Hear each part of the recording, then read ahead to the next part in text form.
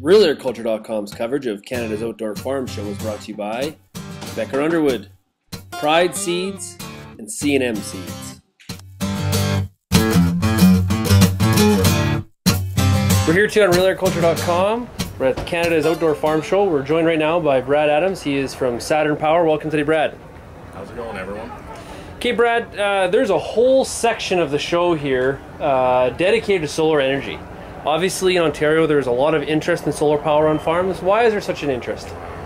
Well, the government wants to spur manufacturing in Ontario, so they're developing a Green Energy Act that will create new jobs, new manufacturing jobs, and what they are doing is they're putting Ontario content into every renewable energy project developed in Ontario. So you have to meet 40% Ontario manufactured content in all of your projects developed today. Next year it becomes 60% Ontario content. Okay, so from a farmer's perspective, how are they using solar power on the farm? Right now, every solar project developed in Ontario is fed directly onto the grid. You get separately metered. All the energy you are creating with your solar project is metered and sent back onto the grid, and you're paid a premium for the electricity you sell to the grid.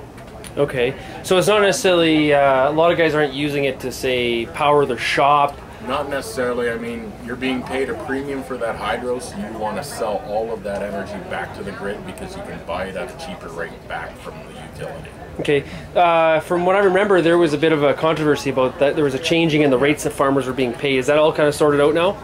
Well, anyone that had a contract in before July 2nd will be grandfathered in at the original rate. Anyone after July 2nd will have the new rate moving forward, and that was just for ground mount systems. Okay, so if I was going to consider, if I was an Ontario farmer and was going to consider putting solar power on the farm to sell to the grid, or even if I was in Western Canada, I'm just trying to power a shop, what are some of the things I need to sort of think about? Going with a reputable developer. Okay. Especially in Ontario, because you're putting up a system that has a 20-year contract for the hydro. You obviously want to be partnered with a company that is going to be here 20 years from now. Okay. Is there certain locations that work best on the farm? Like I've seen ones where they're in the middle of a field. I've seen ones where they're on top of buildings. It all depends on the shading and what kind of structure there is on that property. Obviously, you want to have open sky to the south. If you are going to develop any shading onto the system, you want to be on the east or west side of the unit itself. So you need to have clear sky to the south. Okay. Do you have a guess? If we look at farms in Ontario, in a year from now, what percentage of those farms are going to have solar power? Is there a certain number that there's targeting, or is it just kind of get on as many farms as you can? Well, yeah, but I mean, they have sort of scaled back the amount of rural projects that will be developed because they have scaled back the price for the ground mount systems.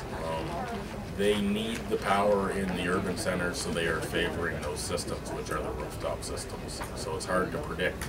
Obviously, it was going to be a high percentage of farmers that would develop these systems with the old price. It's hard to predict how many will move forward with the new price. Okay. Brad, hey, I really appreciate you joining us today.